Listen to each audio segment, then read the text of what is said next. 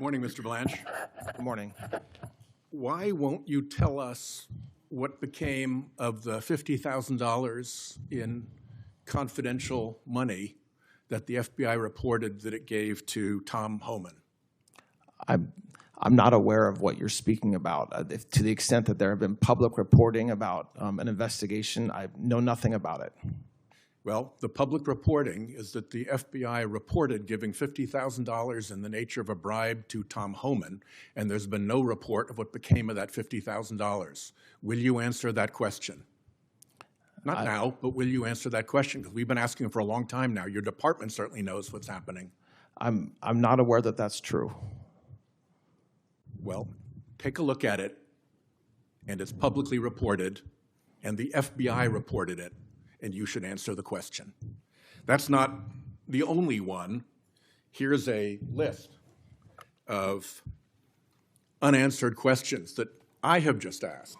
I don't know how it is that the chairman thinks that you've cooperated with the committee or that you've been transparent with the committee. That is not my experience. You said earlier that you welcome our questions. Great. Answer our questions. That's the real point.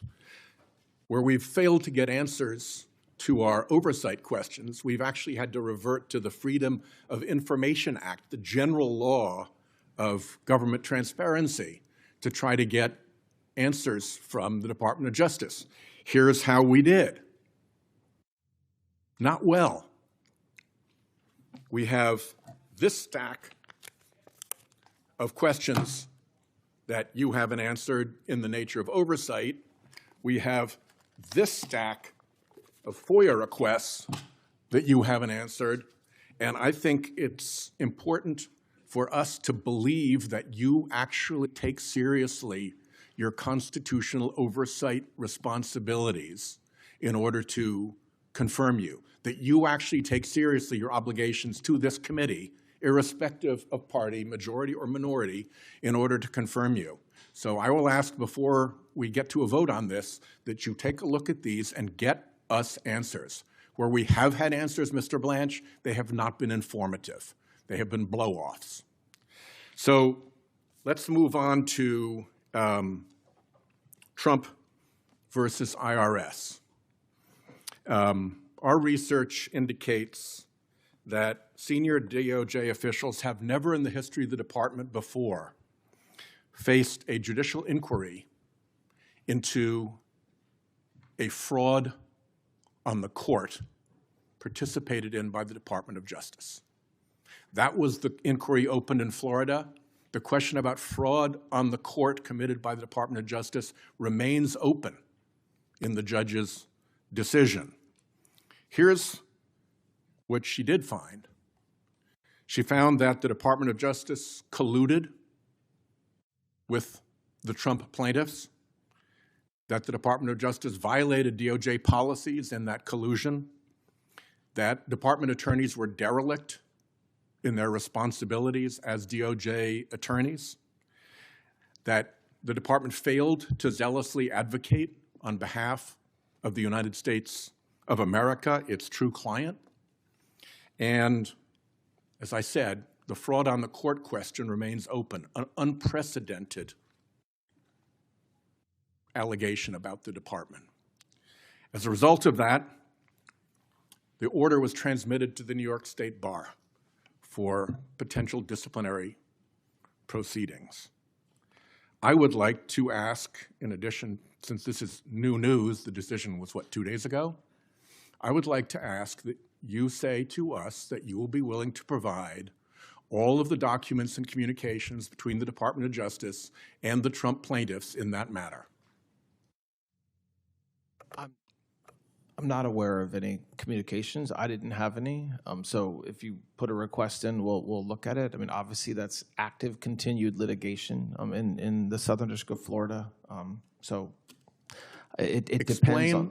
Explain how it is active, continued litigation in the District of Florida. Well, there's been several indications that the parties I never entered notice of appearance, but that the parties intend to appeal the judge's Monday 56-page decision. Well, it'll be interesting. Do you intend to appeal the Department of Justice? We weren't really even part of that decision. So to the extent there's something that we can appeal, I very vigorously will encourage the department to do so. Well, here's the tell.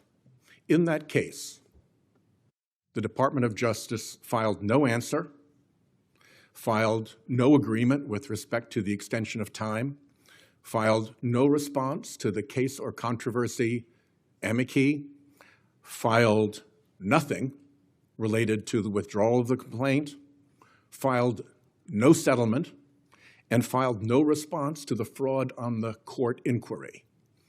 To me, as a one-time litigator, that looks like really weird behavior.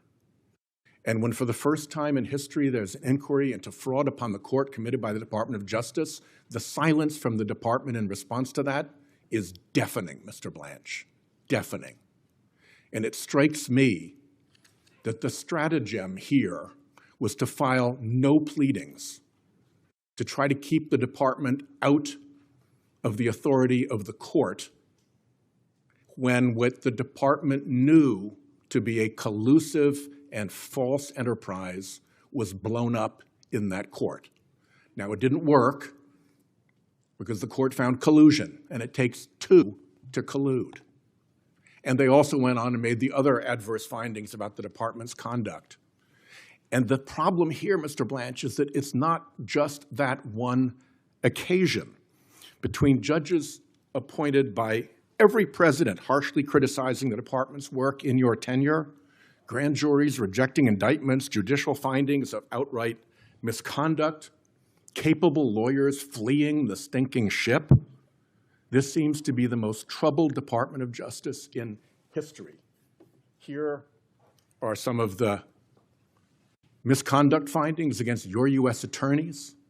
And if they haven't put it up yet, here's a word cloud of the commentary by federal judges about the conduct of your DOJ. These are red flag words that when I was a U.S. attorney would have provoked, at minimum, an internal conversation about what the hell went wrong, and very likely a conversation with OPR and maybe OPR pursuit.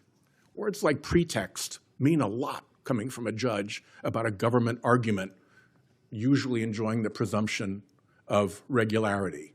We need answers. I need you to be able to tell me that this kind of misconduct is going to stop if you're confirmed as Attorney General. Can you say that?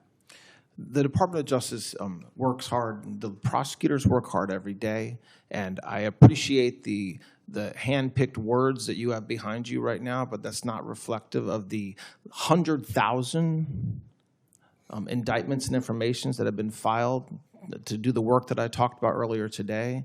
And so while cherry-picking a few isolated words from district court or magistrate judges in certain districts is something that you're entitled to do, it's absolutely false to suggest that this Department of Justice is not executing as we should and doing the right thing every single day.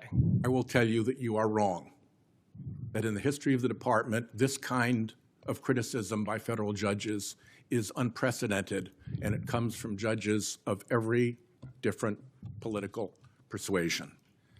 Let me ask about the FBI. How long do you intend to put up with that Kash Patel character?